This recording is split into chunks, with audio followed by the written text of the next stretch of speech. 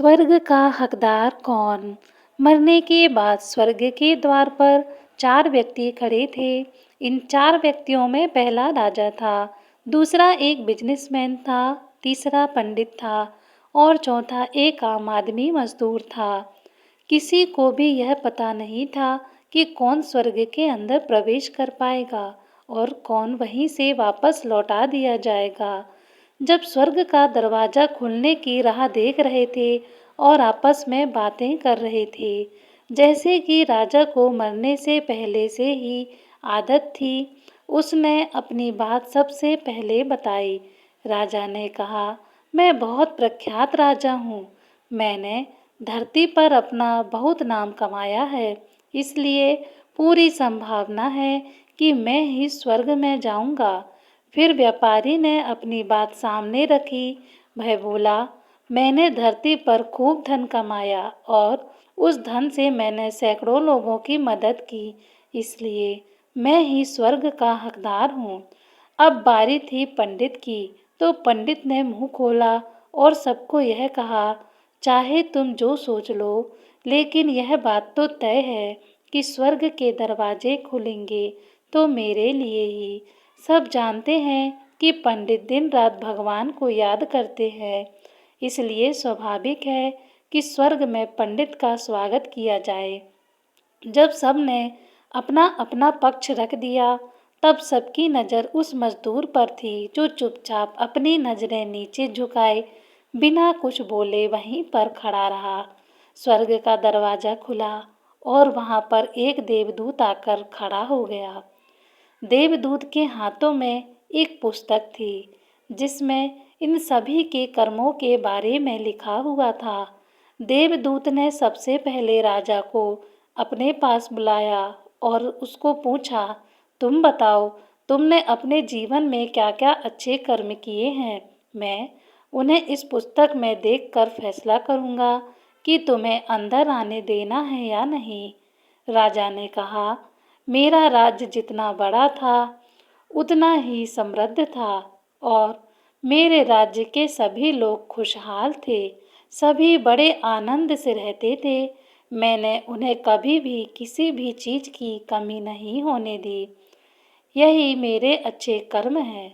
देवदूत ने अपनी पुस्तक में देखा और देखने के बाद राजा से कहा, तुम सच बोलते हो। तुमने अपने राज्य की प्रजा को बहुत सुखी रखा था, लेकिन तुमने अपने राज्य की सीमा बढ़ाने के लिए जितने युद्ध किए थे, उन युद्ध की वजह से हजारों सैनिकों ने अपनी जान गंवा दी थी। उन हजारों सैनिकों के परिवार के दुख का कारण तुम बने थे, इसलिए तुम स्वर्ग में नहीं जा सकते। अब बारी थी व्यापारी की। व्यापारी से जब देवदूत ने पूछा कि तुम्हारे अच्छे कर्म क्या हैं, तब व्यापारी ने उससे कहा, मैंने सैकड़ों लोगों को खाना खिलाया है, कई आश्रमों में दान किया है, कई निराश्रित लोगों के लिए घर बना कर दिया है। यह मेरे अच्छे कर्म हैं। देवदूत ने फिर से अपनी पुस्तक में ध्यान से देखा और देखने के बाद व्यापारी से कहा, तुम्हारा कहना भी ठीक है कि तुमने बहुत दान धर्म किया है, लेकिन यह दान धर्म तुमने जिन पैसों से किया है, उन पैसों को कमाने के लिए तुमने ना जाने कितने झूठ बोले हैं, कितनी हेरा फेरियाँ की हैं और कितनी मिलावटें की हैं, इसलिए तुम भी स्वर्ग में नहीं आ सकते। जब पंडित से यही सवाल किया गया, तो पंडित ने बड़े ही आत्मविश्वास के साथ कहा, मैंने अनगिनत लोगों को ज्ञान दिया है, हजारों यज्ञ और पूजाएं की हैं और दिन रात भगवान का जाप किया है। इससे अच्छे कर्म और क्या ही हो सकते हैं। देवदूत ने अपनी पुस्तक के अंदर झांक कर देखा और पंडित से कहा, आपने जितने भी लोगों को जो भी ज्ञान दिया है, उन बातों पर खुद कभी अमल नहीं किया। आपने यज्ञ पूजा या भगवान का नाम निस्वार्थ भाव से कभी नहीं लिया, इसलिए आपका भी स्वर्ग में आना प्रतिबंधित है। मजदूर यह सब देखकर हैरान था। वह अब तक जिन्हें महान समझता आ रहा था, उनकी व्याख्या स्वर्ग के दरवाजे पर आकर बदल गई थी।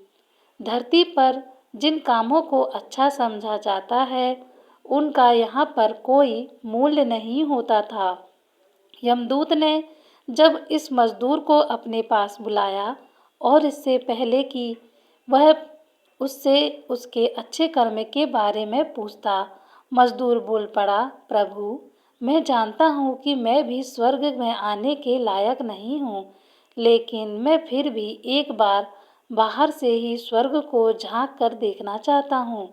बस इससे ज़्यादा मेरी कोई इच्छा ही नहीं, क्योंकि ऐसी इच्छा पाने के लिए मैंने जीवन में कुछ भी नहीं किया है।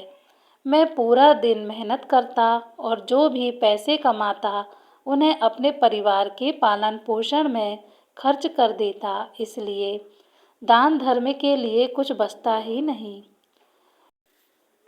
लोगों की भला मैं क्या सेवा करता, क्योंकि काम के बाद जो थोड़ा सा समय मिलता उसको अपने ही बूढ़े माँ बाप की सेवा में बिता देता। और यह सब करने के बाद मैं कभी कभी मंदिर भी चला जाता और भगवान से जैसा भी मुझे दिया है उस जीवन के लिए धन्यवाद कहता।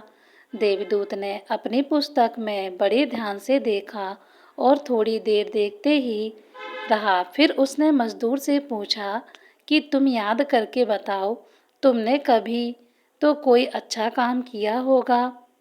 मजदूर ने थोड़ी देर सोचने के बाद बोला, हाँ, मुझे थोड़ा थोड़ा याद है।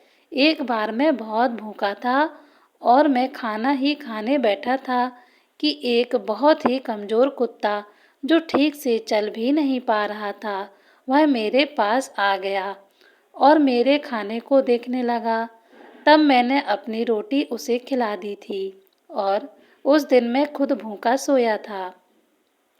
मजदूर की बात सुनने के बाद देवदूत मुस्कुराया और मजदूर को बड़े सम्मान से स्वर्ग के अंदर लेकर आया। अच्छे कर्म लोभ, मोह, माया इन सब भाव में आकर नहीं किए जाते और ना ही उन्हें अच्छे कर्मों की श्रेणी में गिना जाता है।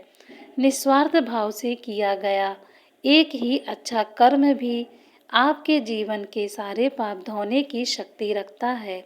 इसलिए जब भी मौका मिले निस्वार्थ भाव से और अच्छे मन से अच्छे कर्म किया करें। दोस्तों, वीडियो पसंद आई हो तो वीडियो को लाइक शेयर ज़रूर करें और अभी तक चैनल को सब्सक्राइब ना किया हो तो सब्सक्राइब ज़रूर कर लें। धन्यवाद।